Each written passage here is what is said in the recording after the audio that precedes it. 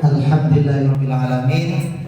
Pada siang hari ini kita masih diberikan kesempatan oleh Allah bisa bertemu di tempat ini dalam keadaan sehat walafiat. Mudah-mudahan pertemuan kita ini nanti membawa manfaat dan keberkahan bagi kita semua. Amin. Di sini saya akan memaparkan diseminasi atau sosialisasi tentang budaya positif. Karena kita berada di lingkungan sekolah, maka materi ini cukup penting untuk kita terapkan di sekolah. Diseminasi budaya positif bersama saya Najibun, SMA Negeri 1 Porong, calon guru penggerak angkatan 9. Nah, mungkin kata budaya positif itu tidak asing di telinga kita sebagai guru, apalagi guru yang sudah bertahun-tahun mengabdi. Namun belum tentu semua itu paham apa yang dimaksud budaya positif. Yang dimaksud budaya positif itu apa? Budaya positif merupakan perwujudan dari nilai-nilai atau keyakinan universal yang diterapkan di sekolah. Jadi ada kata kuncinya, perwujudan nilai-nilai yang diterapkan di sekolah. Kalau ada kebajikan atau kebaikan-kebaikan nilai-nilai tapi tidak diterapkan, maka tidak dikatakan budaya positif. Kemudian budaya positif berupa nilai kebajikan yang menjadi keyakinan dan pada akhirnya menjadi karakter atau ciri khas dari sebuah komunitas atau lembaga. Jadi setiap sekolah, baik itu di pedesaan, di perkotaan atau di daerah manapun, itu pasti memiliki budaya positif yang berbeda-beda, tergantung dengan nilai-nilai yang diterapkan di sekolah itu. Kadang-kala di SMA Negeri 1 Porong, kalau kita bandingkan dengan di SMA 1 Sidoarjo, jelas berbeda. Bukan berarti sama-sama mana yang baik, mana yang buruk kita. Tapi budaya positif itu diambil dari nilai-nilai mana yang nantinya diterapkan di sekolah. Karena itu nanti menjadi ciri khas dari sekolah itu sendiri. Ini ada kata-kata ciri khas dari sebuah komunitas atau lembaga. Kemudian perubahan paradigma belajar. Nah, ini yang penting. Sebagai seorang guru harus memahami tentang paradigma belajar. Dalam rangka membangun budaya positif, sekolah perlu menyediakan lingkungan yang positif. Sekolah perlu menyediakan lingkungan yang positif, aman dan nyaman. Menjadi guru dalam belajar, cara menerapkan pembelajaran harus mampu menciptakan suasana yang aman. Kemudian suasana yang nyaman. Mungkin di sekolah kita SMA Negeri 1 Porong terutama ya, ada beberapa yang diterapkan sebuah kenyamanan, aman, sampai-sampai anak itu terlena dengan kenyamanan itu. Apa bentuknya? Terlena di saat jam kosong. Nah ini bagaimana? Bukan berarti kita membuat aman dan nyaman itu sampai membuat siswa itu di situ menjadi tempat tidur atau ladang tidur, kesempatan tidur yang baik, bukan. Tapi bagaimana di saat pembelajaran siswa mampu melaksanakan pembelajaran dengan baik, ya, dan nyaman, tidak ada tekanan. Seperti apa tekananmu? Waktunya mapel ini, waktunya pembelajaran ini menakutkan. Kita hapus paradigma seperti itu yang ada di pikiran anak-anak. Bagaimana caranya? Kita buat inovasi, kemudian kreativitas kita sebagai guru. Misalkan bahasa Inggris, kebanyakan anak-anak juga kesulitan kadang-kala. Bagaimana bahasa Inggris bisa diterapkan dengan baik? Mungkin diinovasikan dengan nyanyian atau dengan sebuah visualisasi, yaitu gambar. Kemudian kita terjemahkan dengan bahasa Inggris semampu kita, semampu anak kita. Nah, itu salah satu inovasi-inovasi yang mungkin bisa dijadikan sebagai landasan atau model pembelajaran. sekaligus menciptakan kemandirian dan peningkatan kompetensi sesuai dengan kodratnya. Artinya kompetensinya terukur sesuai dengan jenjangnya. Misalkan SMA ya, SMA. Jangan sampai kita saking berinovasinya pembelajaran. Nih, monggo masuk aja. Belakang ada. Nih. Jangan sampai karena inovasi kita itu terlalu jauh, kemudian terlalu luas, anak model pembelajaran di TK kita praktekkan di SMA lah. Ini harus inovasi tetap, tapi ya disesuaikan dengan jenjangnya. Ya, disesuaikan dengan jenjangnya. Kemudian di saat ada budaya positif, maka di situ ada yang namanya disiplin positif. Apa itu disiplin positif? Disiplin positif adalah suatu pendekatan untuk menerapkan disiplin dari dalam diri anak tanpa hukuman dan hadiah. Ini mohon diperhatikan. Disiplin positif adalah suatu pendekatan untuk menerapkan disiplin dari dalam diri anak tanpa hukuman dan hadiah. Jadi Bapak Ibu sekalian dan adik PPL, ternyata ketika kita ngasih reward ke anak, ngasih hukuman ke anak, itu ternyata bukan tindakan yang cukup baik dalam merubah anak. Misalkan ada anak telat, kemudian kita langsung kita hukum, karena kamu telat, jangan masuk kelas. Itu namanya hukum. Maka tindakan seperti itu bukan solusi dalam menyelesaikan masalah, tapi menambah masalah. Apa masalahnya? Mungkin anak itu tiba-tiba trauma ketika waktunya panjenengan tiba-tiba tak masuk. Mungkin gurunya terlalu keren atau apa. Kalau saya telat gara-gara ban saya bocor aja, saya tidak boleh masuk. Nah, itu menjadi trauma sehingga dia tidak berminat dengan pembelajaran panjenengan semua. Disiplin positif perlu diterapkan baik dalam lingkungan keluarga maupun lingkungan sekolah. Dengan menerapkan disiplin positif diharapkan tindak kekerasan dapat dihindari. Ya, di sini ada hukuman dan hadiah. Kita sangat dilarang. Terus solusinya kalau tidak ngasih reward apa? Oke. Apa jawabannya? Hukuman, konsekuensi dan restitusi. Apa itu hukuman? Nah, ini yang tidak disarankan. Dalam Kementerian Pendidikan dan Kebudayaan itu sangat tidak menyarankan, apalagi di dalam kurikulum Merdeka, sangat tidak disarankan karena dapat menyebabkan anak tidak nyaman. Hukuman itu adalah bersifat tidak terencana atau tiba-tiba. Anak atau murid tidak tahu apa yang akan terjadi dan tidak dilibatkan. Jadi hukuman itu sesuatu yang dijatuhkan kepada siswa, tapi spontanitas. Contoh, hari Senin tapi dia pakai sepatu putih misalkan, padahal bukan waktunya olahraga. Kemudian dia tiba-tiba masuk sekolah, masuk ke kelas panjenengan, padahal jenengan sebelumnya tidak ada.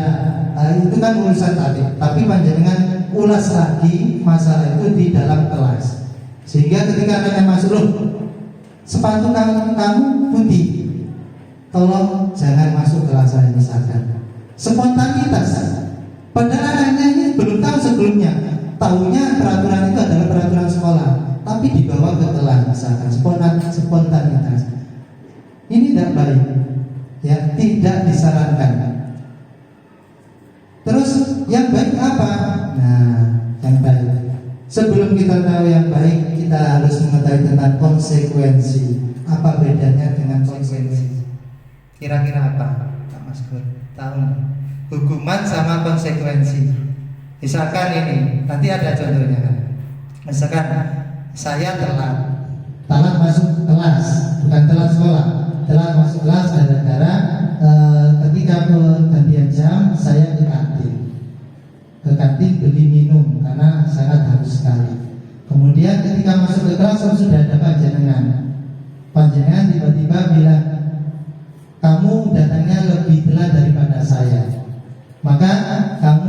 silakan kerjakan, silakan lari 5 kali dari lorong sana sampai lorong sini misalkan. Itu termasuk hukuman apa konsekuensi? Menurut Pak Maskur, menurut jenengan apa? Kalau awalnya tidak ada kontrak belajar itu hukuman. Tapi kalau misalnya di awal pembelajaran kita melakukan kontrak belajar dengan kelas tersebut, bahwa ada peraturan dalam belajar, kalau gurunya terlambat atau muridnya terlambat harus ada sanksi atau hukuman konsekuensi dari perbuatannya, itu namanya konsekuensi. Tapi kalau mendadak itu namanya hukuman. Nah, bagus sekali Guru Lini ya. Beri plus dulu. Benar sekali. Jadi konsep hukuman itu sebenarnya sifatnya lebih spontanitas. Mungkin karena marah atau apa sehingga kemudian menjatuhkan sebuah hukuman ke anak, spontanitas. Tapi kalau konsekuensi ini sudah ada, kalau Guru Li tadi mengatakan sudah ada kontrak belajarnya. Kalau telat datangnya lebih duluan guru apa aja itu sudah tertulis juga. Ini konsekuensi. Nah, konsekuensi sudah terencana atau sudah disepakati, sudah dibahas dan disetujui oleh murid dan guru. Umumnya bentuk-bentuk konsekuensi dibuat oleh pihak guru, sekolah dan murid sesuai sudah mengetahui sebelumnya. Jadi murid itu mengetahui sebelumnya. Nanti kalau misalkan saya telat masuk, apa konsekuensinya? Itu sudah tahu. Karena sebelumnya sudah ada kontrak belajar. Kemudian misalkan saya tidak mengerjakan PR atau lewat dari waktu yang ditentukan, bagaimana? Nah, itu sudah ada kontrak belajarnya. Itu namanya konsekuensi, bukan hukuman. Ya, tapi kalau hukuman itu lebih bersifat spontanitas. Dan besarnya, beratnya hukuman itu biasanya disesuaikan dengan apa? Disesuaikan dengan emosi kita. Kalau kita pada waktu itu pas marah banget, marah sekali, itu biasanya pokoknya mangkel gitu ya, tiba-tiba berat, kayak nggak terima kalau hanya disuruh nulis saja, kayak nggak terima.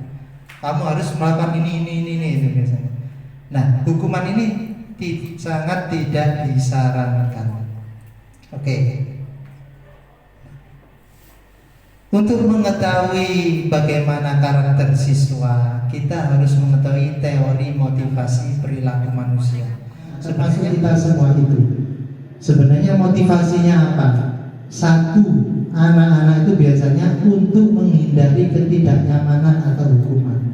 Anak-anak melakukan sesuatu, misalkan rajin di kelas, ada kalanya dia rajin itu bukan dari motivasi dirinya, bukan, tapi untuk menghindari hukuman.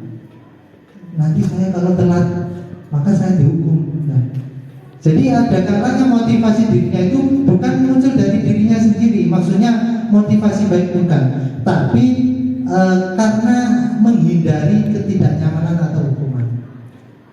Kita harus tahu bahwa anak ini ternyata ingin menghindari hukuman. Anak ini memang benar-benar termotivasi dari dalam dirinya bahwa dia ingin belajar, itu kelihatan. Karena apa?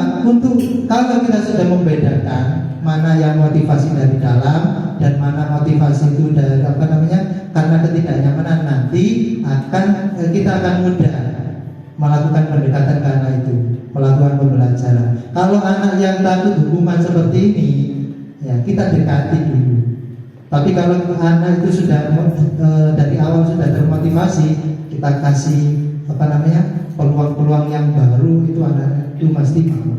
Tapi kalau anak itu hanya menghindari hukuman, biasanya itu males kalau dikasih. Silakan dibaca, males. Karena motivasinya hanya menghindari hukuman. Ya, oke. Yang kedua, anak-anak itu biasanya motivasinya apa? Mendapatkan imbalan dari orang lain, untuk mendapatkan imbalan. Anak ingin mendapatkan apa? Nilai yang baik, pasti melakukan sesuatu. Itu motivasi.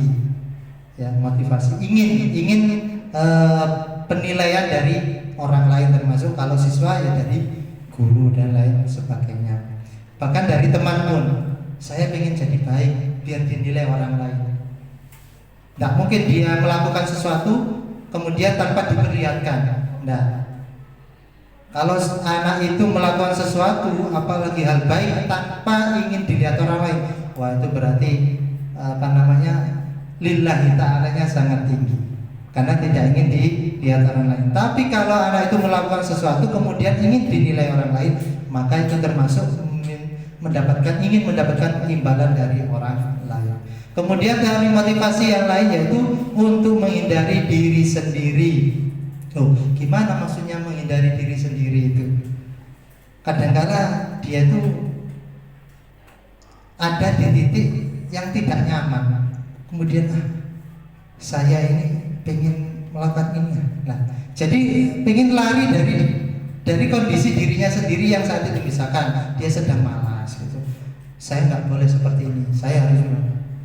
Itu kadang-kala motivasi manusia itu gitu, muncul dari dirinya. Makanya di sini ada motivasi internal, tidak dari dorongan siapapun, tapi muncul dari dirinya sendiri. Oke. Kemudian ada 5 kebutuhan dasar manusia yang perlu kita ketahui, termasuk kebutuhan dasar siswa-siswi anak didik kita. Apa saja itu? Yang pertama yaitu manusia itu pada dasarnya ingin bertahan hidup. Makanya makan, makanya minum, makanya bertahan hidup itu adalah kebutuhan manusia. Manusia tidak ingin makan, tidak mungkin, karena itu sudah menjadi kebutuhan manusia, kebutuhan dasar manusia. Pasti ingin makan. Apa tujuannya? Tujuannya adalah ingin bertahan hidup.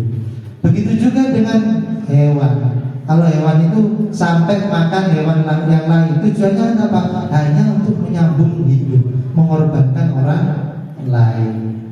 Yang kedua adalah penguasaan. Jadi manusia itu pada dasarnya ingin menguasai.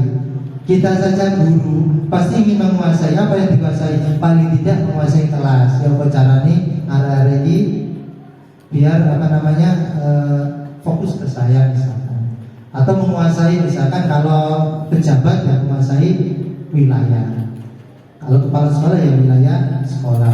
Pada dasarnya itu manusia. Panjenengan sebagai guru ya paling tidak bisa mau menguasai siswanya. Yang panjenengan berikan ke anak-anak itu bisa terrealisasi dengan baik. Kemudian kasih sayang dan diterima. Pada dasarnya manusia itu ingin dikasih dan disayang, kemudian diterima. Termasuk saya, kula panjenengan ini termasuk punya rasa ini, karena kebutuhan memang. Ketika di kelas ingin didengarkan, ya apa tidak? Ya, ketika di kelas ingin didengarkan. Ketika kita di forum kadangkala ya ingin diperhatikan keadaan. Ketika kita di sekolah kadang-kala kita juga ingin diperhatikan sama sesama teman kita. Karena ini kebutuhan manusia. Bayangkan panjenengan sebagai seorang guru tapi tidak disayang muridnya, bagaimana rasanya? Gak enak. Karena gak enak itu bukan kebutuhan, maka kebutuhan itu adalah yang enak. Ingin dikasih sayang dan rasa diterima sama murid-murid. Kemudian ada lagi yaitu tentang kesenangan. Pada dasarnya manusia itu pengen senang. Gak mungkin panjenengan duduk di sini, misalkan ini Bapak TPL ini, sampai rela duduk di sini di sekolah ini beberapa bulan. Tujuannya apa? Tujuannya adalah segera lulus kuliah. Setelah lulus kuliah apa? Bisa kerja atau nikah. Tujuannya apa? Ya biar mencari kesenangan. Kerja untuk mencari uang, nikah untuk mencari pasangan. Toh senang ujung-ujungnya.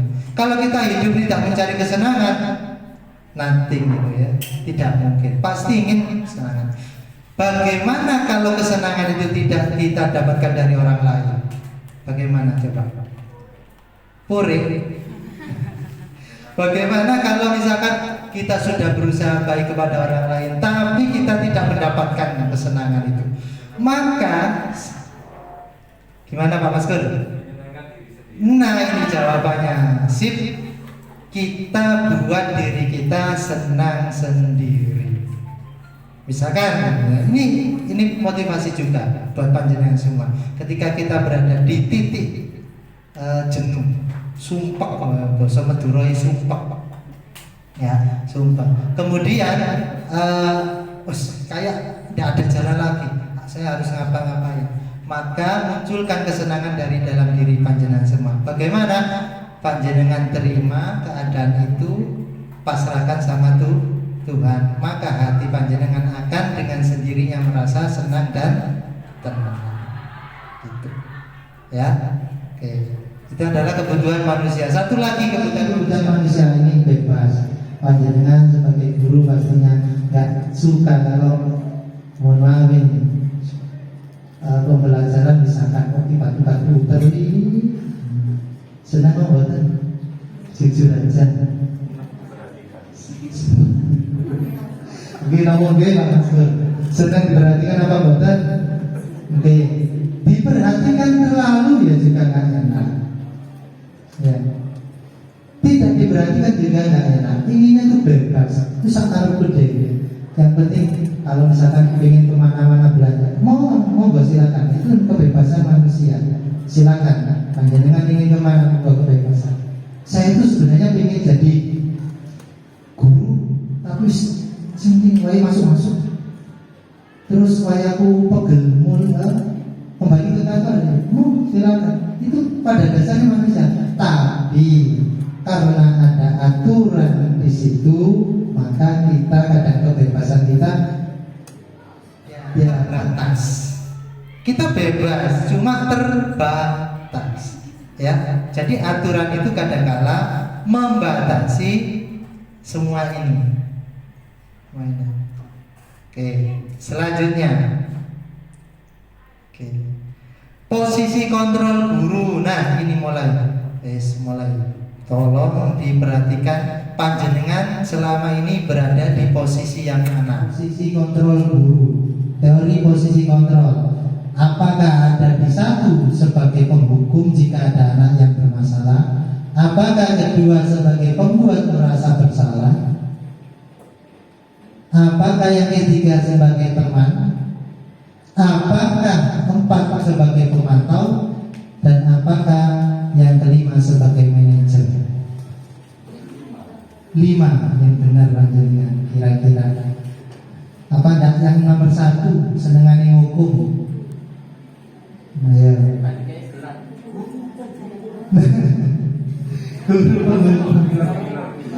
Atau penghukum. Penghukum itu seperti ini, dikit-dikit dihukum, dikit-dikit dihukum. Ini biasanya sampai itu tadi kata Pak Sari, mendapatkan gelar dari siswa.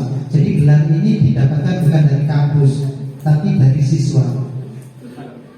Ya, Pak Maskur, paling killer. Nah, itu gelar dari siswa. Mudah sebenarnya, benar-benar.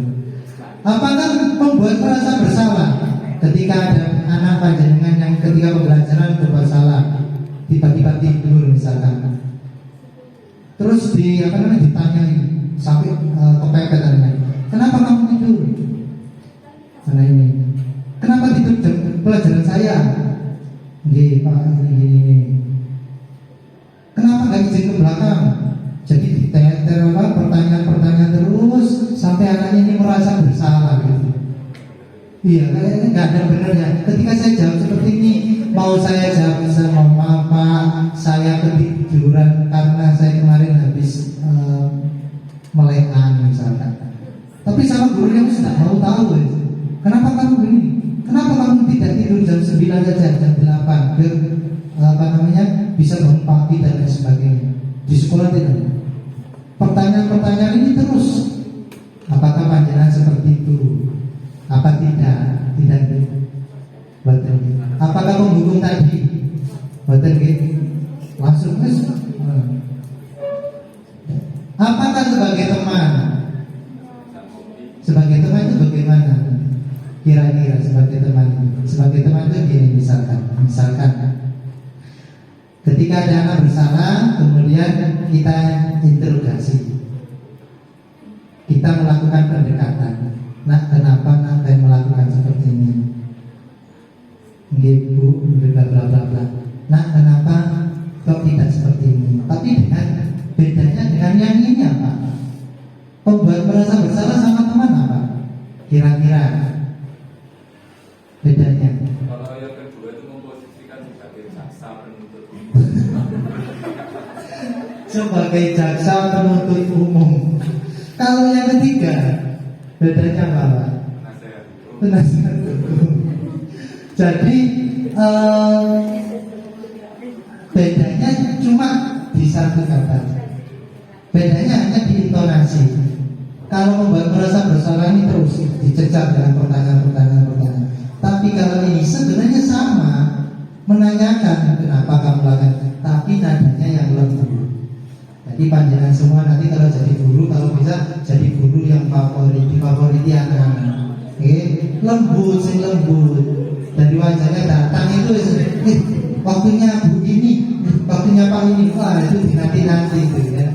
Nah, insya Allah apapun mapelnya, saya tidak bilang mapel, semua mapel pasti bisa diinovasi dengan baik dengan yang lama. Yang penting apa? Yang penting panjenengan mampu untuk menciptakan anak itu senang ketika panjenengan hadir, bahkan dirindukan. Wah, gini kalau Pak Maskur hadir, penak ya, pasti diceritain, diajak nyanyi dan lain sebagainya. Itu kalau Pak Maskur hadir. Kalau nggak hadir, rasanya sepi kelas ini. Nah, itu kan berarti dirindukan. Ini posisi teman. Kalau bisa seperti posisi teman. Kemudian yang keempat, sebagai pemantau. Ada anaknya yang bersalah, ditelok. Gitu dicatat. Telepon jurnal, masukkan SKP. Catat. Pada jam sekian waktu pembelajaran ini anak-anak sedang melakukan ini bla bla bla bla bla. Nah, ini hanya pemantau, tidak ada eksekusi. Nah, bagaimana dengan manajer? Nah, kalau manajer ini biasanya lebih pada ini menyuruh, manage dan menyuruh biasanya.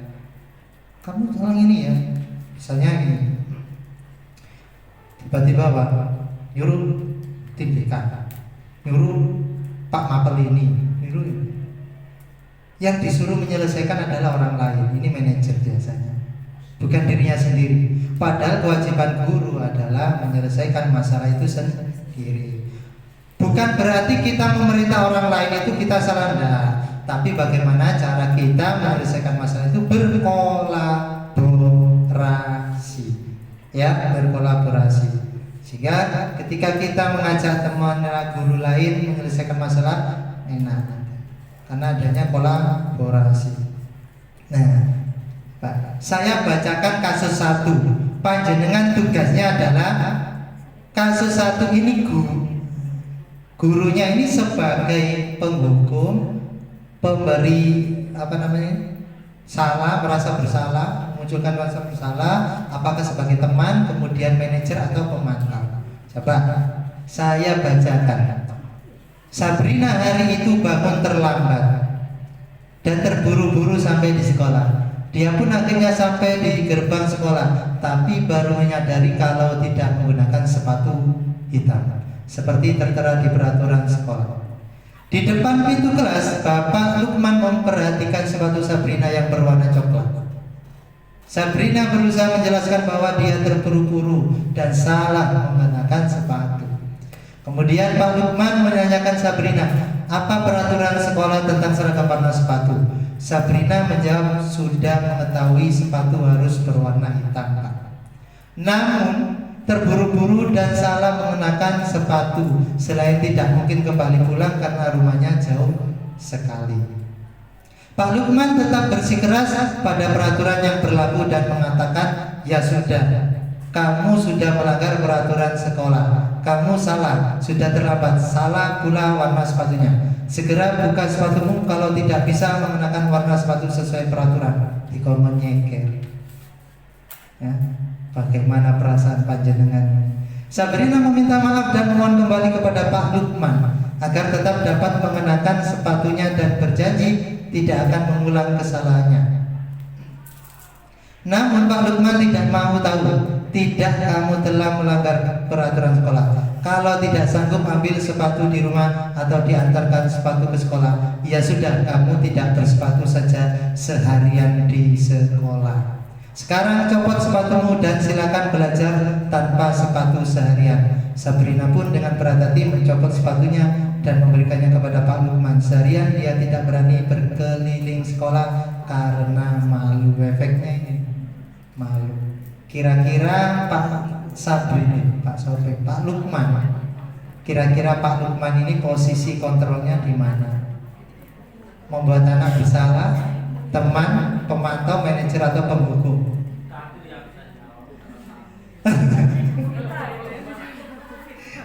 Monggo. Sebagaimana posisi kontrolnya? Pak Lukman ini posisi kontrolnya sebagai apa? Penghukum, pemantau, manajer, penghukum. Oke, ya, penghukum. Oke, penghukum. Sama dua. Oh, yang menjadikan anak merasa bersalah. Oke, boleh seperti itu. Oke. Sudah salah. Jadi anak itu dicerca terus, lagi-lagi ditujukan bahwa kamu salah, menyalahi peraturan sekolah. Oke, panjenengan semua berhasil ya mengungkap kasus satu ini, kasus yang pertama. Silakan ya diamati lagi, ini sebagai penghukum dan membuat anak bersatu.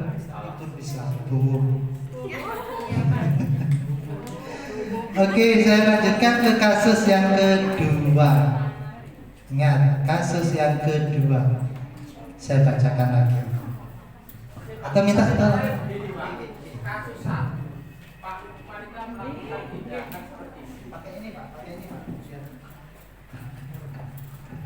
Cek.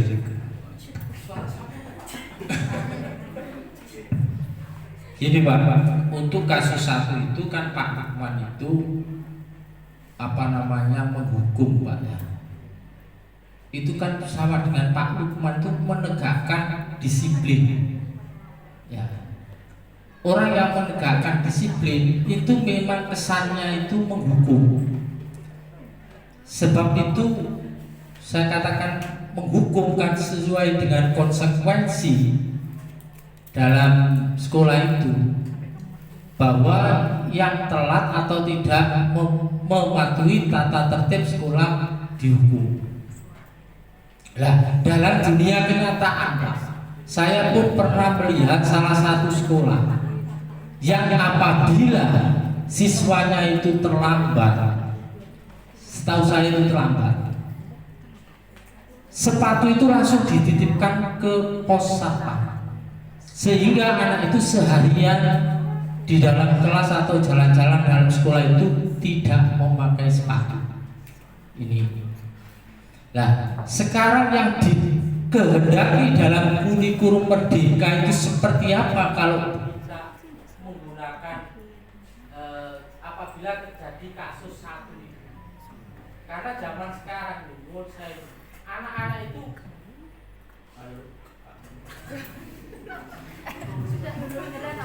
halo, jadi kebanyakan, dan memang itu tidak semuanya, banyak anak itu yang membuat suatu alasan seperti itu Pak. Terima kasih, mohon penjelasannya.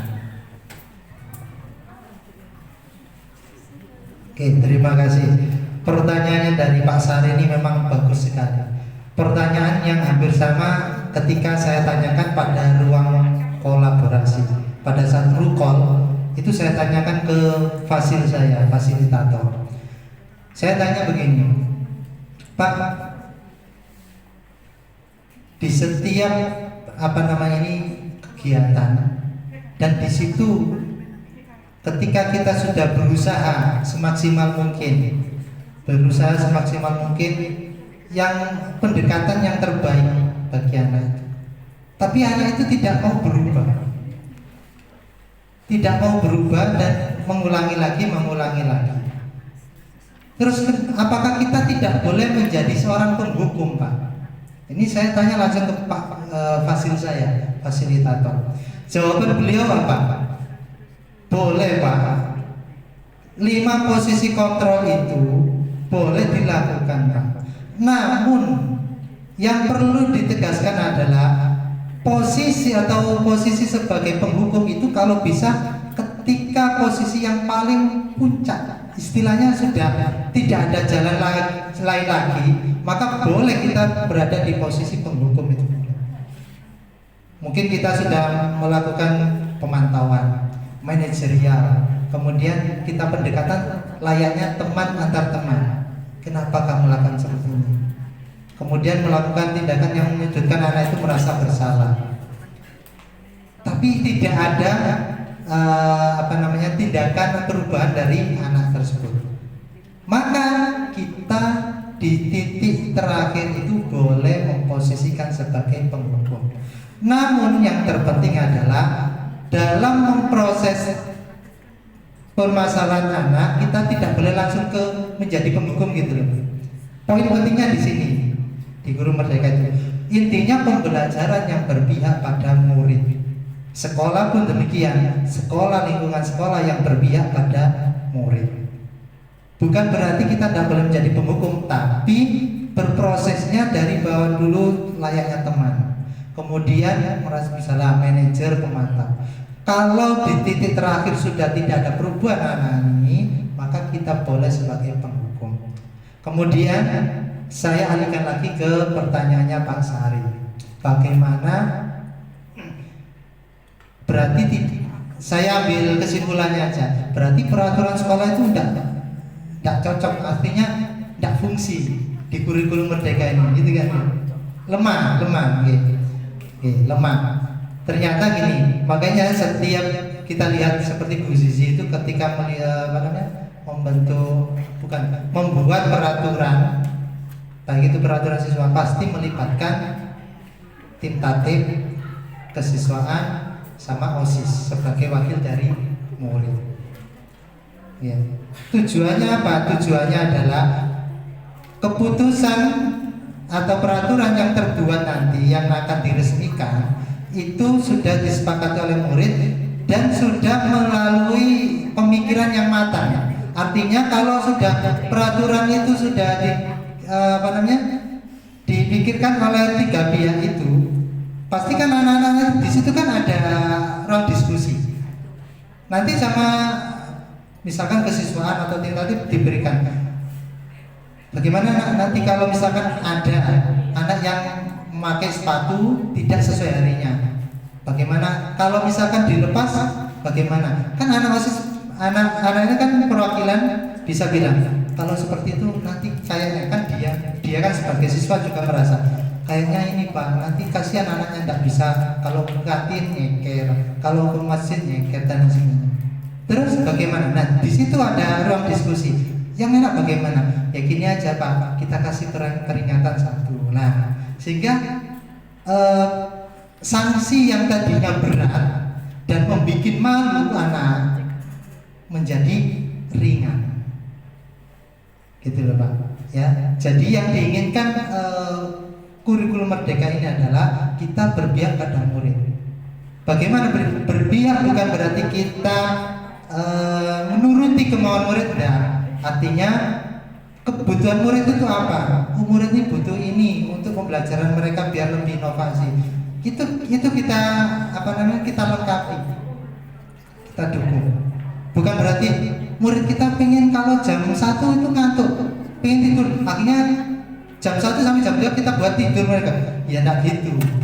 Peraturan itu maksudnya berpihak sama murid itu pembelajarannya, kebutuhan kita harus melihat kebutuhan murid apa, kemudian kita dukung dengan fasilitas yang mendukung kebutuhan murid gitu. Tapi memang kurikulum Merdeka ini masih belum masih jauh dari kesempurnaan. Karena menciptakan kebutuhan murid itu sulit memang. Kadang-kadang apalagi ini Bapak, kalau zaman saya dulu sekolah, ngampun saya pernah sekolah Pak. Iya.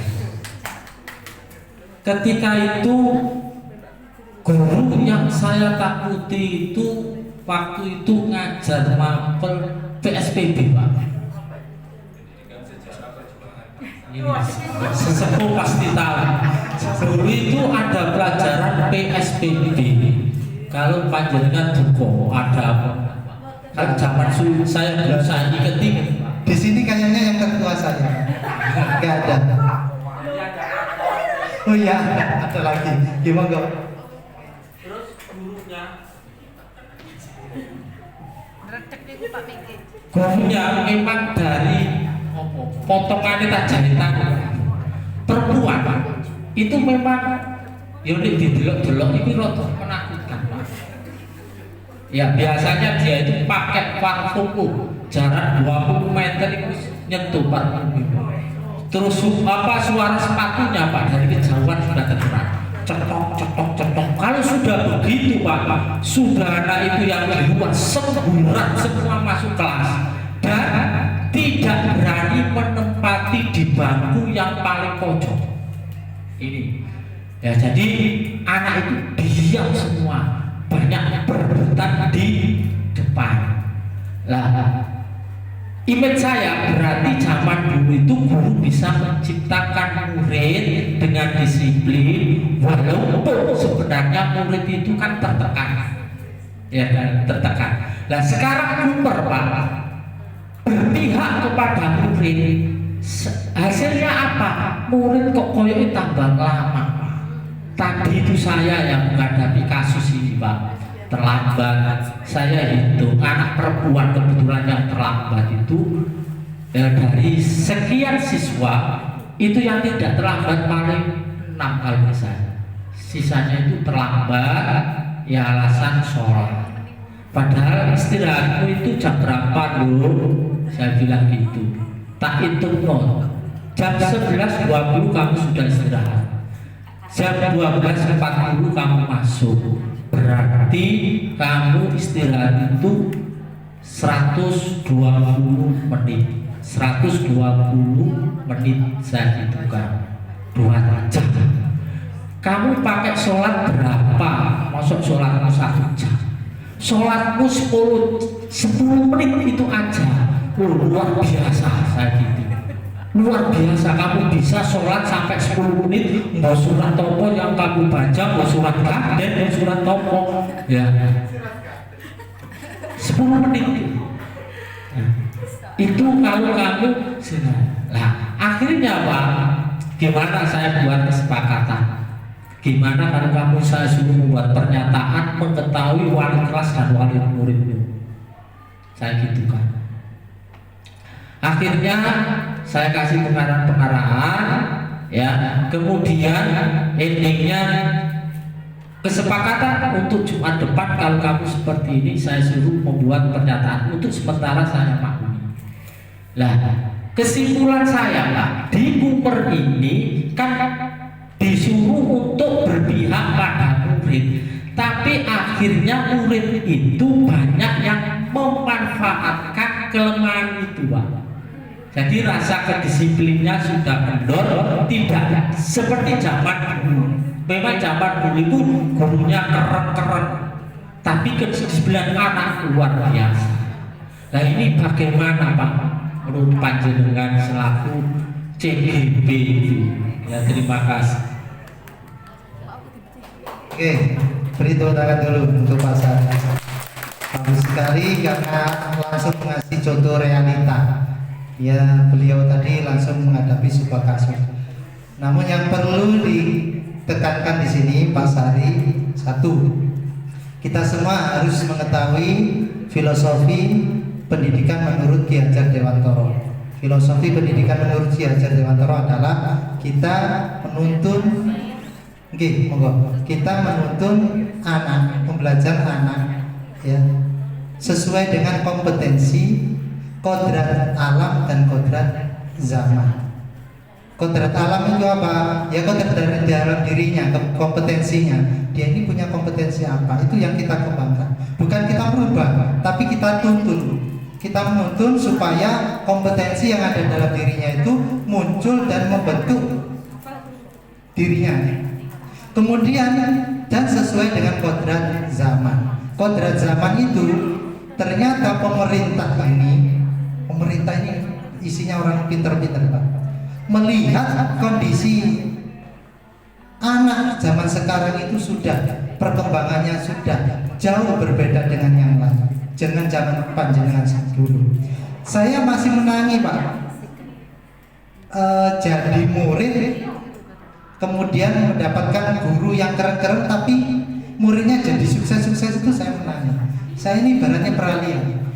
Dan saya juga menangi menjadi murid yang sudah dienakkan dengan kurikulum, menangi saya itu peralihan.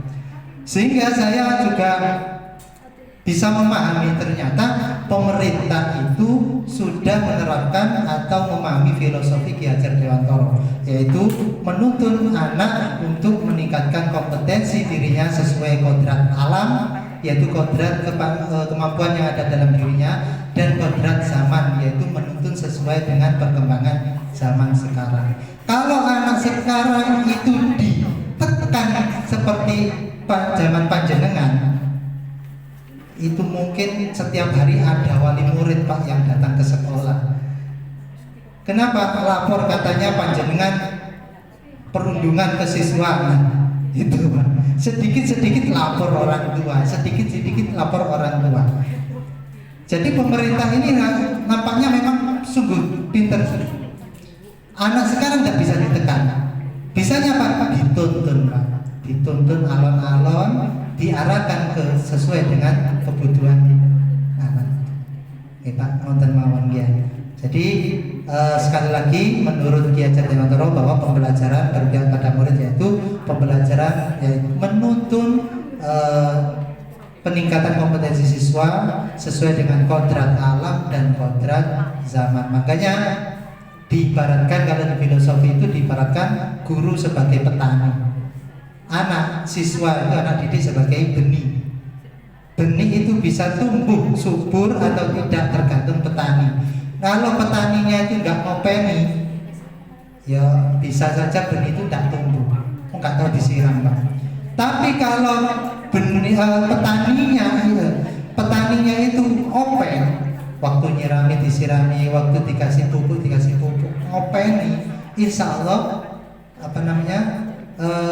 tumbuh dengan baik sesuai dengan kualitas benih itu. Bahkan saya pernah bertanya waktu itu, bagaimana jika petani itu petaninya baik sekali, tapi mendapatkan benih yang paling jelek? Apa kata fasil saya?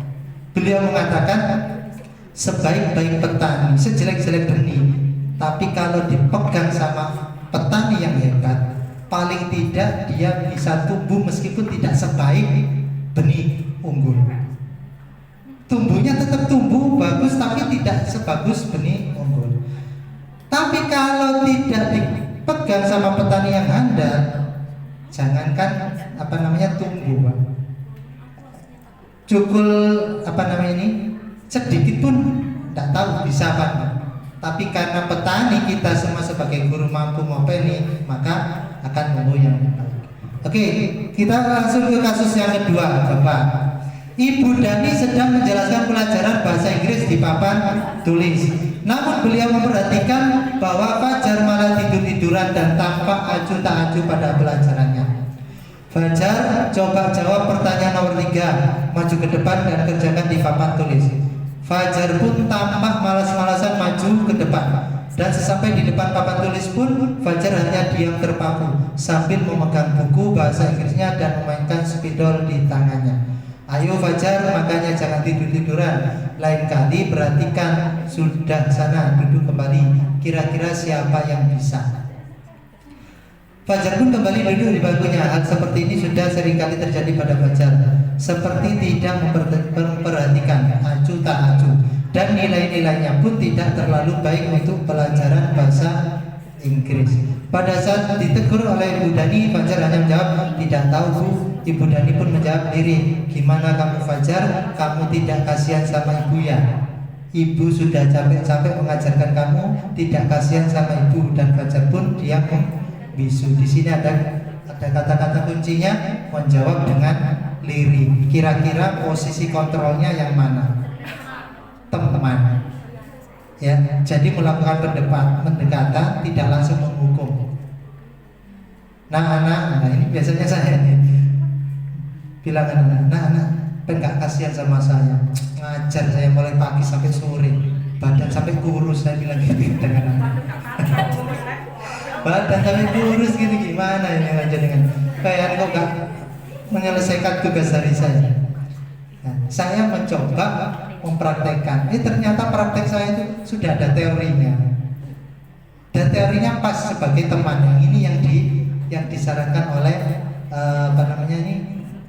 pemerintah itu seperti itu. Ya, ini berarti bisa disepakati sebagai teman. Oke, bisa. Oke.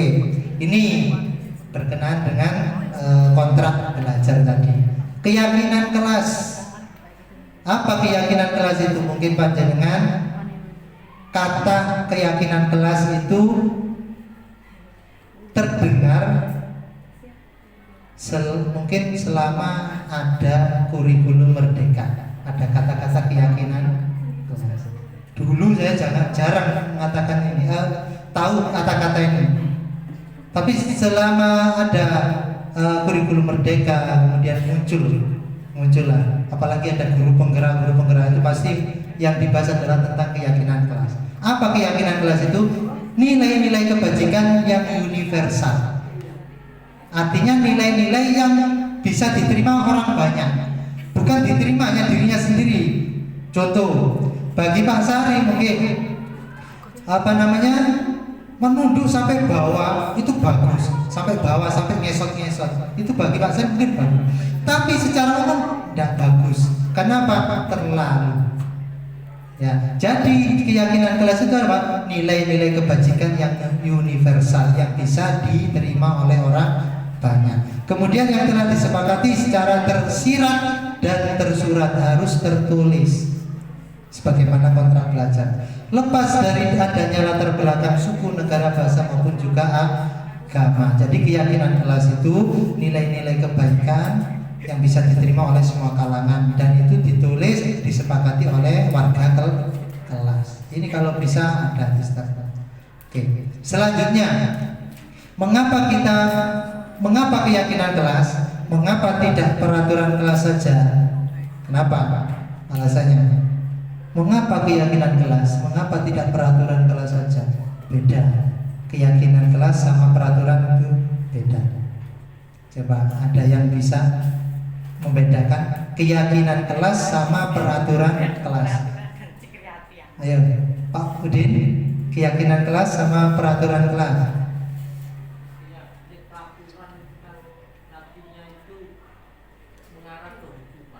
Hukuman. Kalau keyakinan? Kepercayaan yang diakui kebenarannya. Oke, bagus ya.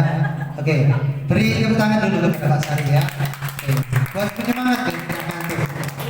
Keyakinan kelas menekankan pada keyakinan seseorang akan lebih memotivasi seseorang dari dalam. Ini kata kuncinya, dari dalam. Kalau keyakinan kelas itu munculnya dari dirinya sendiri, motivasi. Habis makan misalkan, ini buat kebersihan, maka biar kelas tampak bersih, tak buang di tempat sampah. Ini keyakinan yang muncul dari dirinya sendiri. Tapi kalau peraturan tidak. Peraturan itu dari kesepakatan.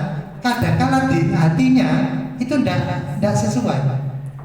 Kak seneng aku peraturan. Nah itu bedanya di situ. Kalau keyakinan kelas itu biasanya lebih ikhlas karena munculnya dari dirinya sendiri. Tapi kalau peraturan di sini akan dijelaskan. Nah, oke. Itu tadi adalah tentang keyakinan kelas. Yang bagaimanapun seorang guru harus menerapkan itu. Ya, apa? Kenapa kok tidak peraturan? Begini, anak itu kalau diatur terus seperti panjenengan, pasti lama-kelamaan bosen dan marah. Tapi kalau muncul dari dirinya sendiri, pasti tidak ada dorongan dari luar pun akan termotivasi. Ya, bisa dipahami ini? Bisa? Oke. Dari keyakinan kelas kita beralih kepada segitiga restitusi. Pernah dengar segitiga restitusi? Bapak, ini bapak-bapak, ibu-ibu. Oh, sekelumit saja segitiga restitusi. Segitiga restitusi itu cara ketika kita menghadapi sebuah masalah. Sebenarnya kita sudah melakukan ini, hanya saja nggak tahu istilahnya. Sekarang saya kasih tahu. Nanti kalau saya kasih tahu contohnya pasti panjenengan tahu. Segitiga sama kaki. Restitusi. Ini apa itu segitiga restitusi? Segitiga restitusi merupakan sebuah strategi yang dapat dilakukan sebagai proses menciptakan kondisi menuntun murid untuk memperbaiki kesalahan-kesalahan yang mereka lakukan. Ya. Jadi segitiga restitusi merupakan sebuah strategi yang dilakukan sebagai proses menciptakan kondisi menuntun murid untuk memperbaiki kesalahan. Jadi panjenengan kalau ada permasalahan, jangan langsung anak itu dihukum, tapi ditanyain, melakukan pendekatan yang pada akhirnya anak itu mampu mencari solusi sendiri. Itu segitiga restitusi. Bagaimana gambarannya? Oke, saya kasih tahu contohnya. Ini satu, menstabilkan identitas. Monggo, Bu Pupus, ya, yang banyak masalah sama dengan anak saya juga harus tahu ini ya. Yang pertama adalah menstabilkan identitas. Yang kedua adalah validasi tindakan yang salah. Kemudian yang ketiga adalah menanyakan keyakinan. Oke, tiga ini bisa dibolak-balik. Segitiga restitusi. Dikit lagi ya. Oke, tinggal beberapa syarat lagi. Jika anak berbuat salah, ini yang poin yang pertama, menstabilkan identitas. Jika anak berbuat salah, maka ada kebutuhan dasar mereka yang tidak terpenuhi. Karena ada kebutuhan dasar yang tidak terpenuhi. Contoh, anak itu ingin bebas, ingin ulang. Akhirnya dia itu loncat dari pagar dan lain sebagainya. Ada kebutuhan bebas tadi loh. Kan tadi ada kebutuhan dasar manusia kan ingin bebas. Karena kebebasan itu tidak didapatkan seorang murid, akhirnya dia melakukan kesalahan. Yang pertama adalah menstabilkan identitas. Kita harus mampu meyakinkan mereka dengan mengatakan, kalau panjenengan ada permasalahan biasanya mengatakan ini, berarti sudah melakukan menstabilkan identitas. Tidak ada manusia yang sempurna. Saya juga pernah melakukan kesalahan seperti itu. Pernah panjenengan? Pernah nggih? Berarti bagus panjenengan sudah menerapkan segitiga restitusi. Kenapa kalau bilang seperti ini? Menstabilkan, biar stabil anaknya, biar dia tidak merasa salah sendiri. Dibantu gurunya tadi loh. Saya juga pernah salah, tapi yo gak koyo awakmu. Nek kadang ngono, rada jengkel gitu. Tapi yo gak koyo awakmu. Nah, ya. Dengan kata yang baik, tapi juga tidak seperti itu.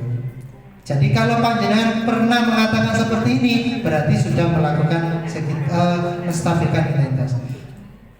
Pak, apa katanya?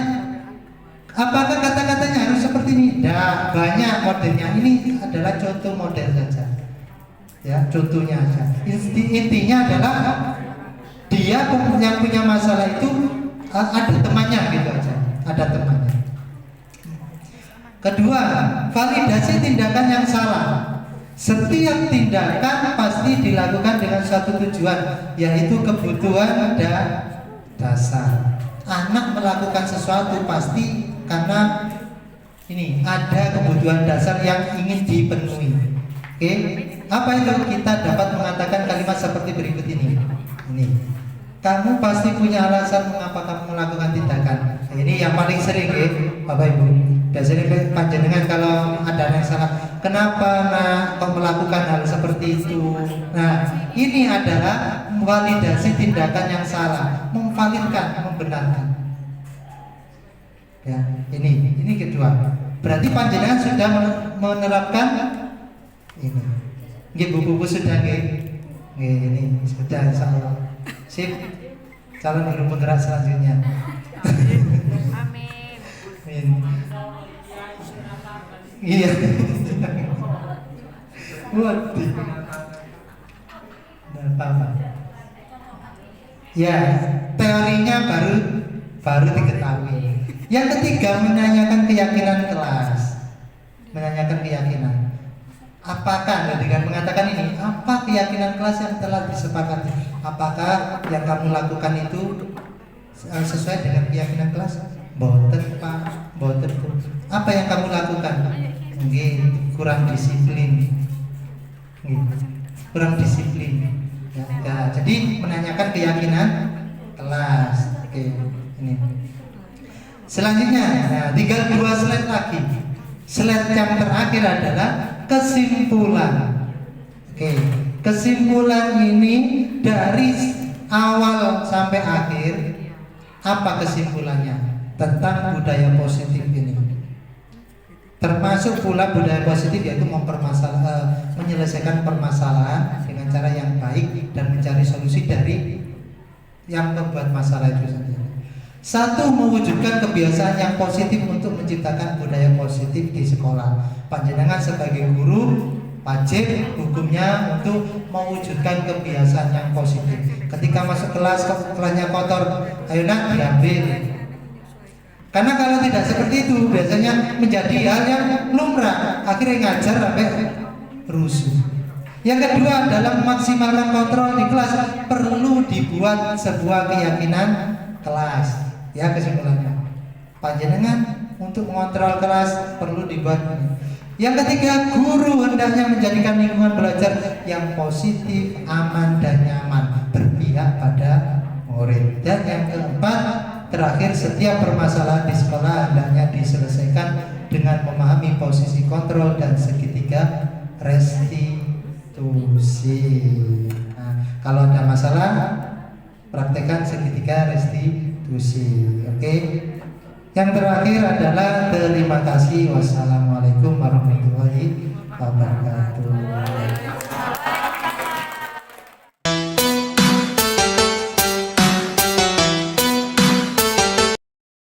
Said, kamu tadi melakukan apa di kelas? Kok ada laporan tentang kamu? Itu Pak, manggil temen pakai nama orang tuanya. Iya. Kenapa? Ya nggak apa-apa, tuan juga bercanda aja deh. Bercanda itu boleh, tapi ya jangan pakai nama orang tua, itu nggak baik. Iya. Terus kenapa kamu sering memanggil nama temenmu pakai nama orang tua mereka? Ya karena saya biasanya juga dipanggil pakai nama orang tua saya Pak. Oh gitu. Iya. Jadi apa, semacam balas dendam atau Balik-balik. timbal balik saja? Iya. Tapi kamu merasakan enggak kira-kira kalau dipanggil seperti itu, perasaan kamu waktu itu bagaimana? Marah dan gak sakit hati. Sakit hati, marah. Said, Ya. apakah yang kamu lakukan itu sesuai keyakinan kelas atau tidak? Tidak Pak. Tidak ya? Iya. Berarti kesepakatan kelas tidak boleh menyakiti, menyinggung dengan kata-kata menyebut nama orang tua. Ya. Terus sekarang solusinya bagaimana? Saya akan minta maaf kepada ibu dan tidak akan mengulanginya lagi. Iya. Cukup dengan seperti itu? Saya rasa cukup. Cukup ya. Itu aja. Iya Pak. Tidak boleh mengulanginya lagi. Iya. Ya. Iya Pak. Sama siapapun, baik sama Rindu maupun sama teman yang lain. Oke? Iya. Terus kamu bisa kembali ke teman-temanmu. Ya, makasih Pak. Oke.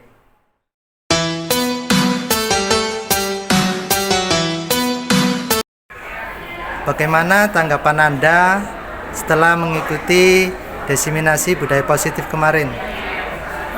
Dari diseminasi budaya positif yang Bapak Najibun sampaikan kemarin, saya rasa banyak sekali manfaat dan sisi positifnya. Artinya secara umum dan secara keseluruhan itu bisa mengubah ya mindset kita sebagai guru dalam mengelola dan manajemen kelas kita di kelas masing-masing pada waktu pembelajaran. Artinya dari apa yang Pak Najibun sampaikan kemarin, terutama dalam memanage atau mengelola kelas ketika anak-anak melakukan sebuah pelanggaran, sebuah ketidakdisiplinan, ketidaktertiban, atau pelanggaran-pelanggaran kesepakatan yang lain, itu membuka mindset dan wawasan kita sebagai guru, istilahnya bisa mengkomparasi atau membandingkan apa yang sudah kita lakukan sebelumnya dengan yang barusan dari Bapak Najibun sampaikan. Nah, dari situ kita bisa memilah dan memilih dan mengubah mindset kita secara umum bahwasannya pendidikan dari kurikulum merdeka yang memang berpusat kepada anak memang harus mengalami transformasi atau perubahan manajemen kelas, terutama ketika anak-anak melakukan sebuah pelanggaran atau ketidakdisiplinan. Itu yang sedikit bisa saya sampaikan dari apa yang kemarin Bapak Najibun sampaikan dalam diseminasi budaya positif dalam rangka diseminasi calon guru penggerak. Terima kasih Pak Maskur. Salam guru penggerak. Siap, salam guru penggerak. Bagaimana tanggapan Anda setelah mengikuti diseminasi budaya positif kemarin? Setelah saya mendapatkan diseminasi kemarin, saya mendapatkan ilmu yang bermanfaat. Di antaranya bagaimana kita mengelola anak, mengelola sekolah, mengelola pendidikan sehingga menjadi lebih baik dan sesuai dengan harapan Ki Hajar Dewantara sebagai Bapak Pendidikan Indonesia. Itu aja ya. Apakah diseminasi kemarin bisa diterapkan di sekolah ini? Menurut saya bisa, karena secara struktur dan secara tenaga ahlinya dan kependidikannya sudah siap untuk melakukan itu. Di antaranya adanya dukungan perangkat yang ada di sekolah juga. Oke, bisa ya? Ya, insya Allah Oke, bisa. terima kasih. Salam guru penggerak. Salam. Apa tanggapan kamu terhadap tindakan yang telah dilakukan Pak Najibun kemarin? Menurut saya tindakan Pak Najibun kemarin sangatlah baik karena tidak memojokkan saya dan membantu saya untuk mencari jalan keluarnya masalah tersebut. Apakah saat ini kamu sudah paham tentang keyakinan kelas? Sudah paham, Pak? Ya, bisa dipraktekkan di kelas? Sangat bisa. Ya, terima kasih. Sama-sama, Pak.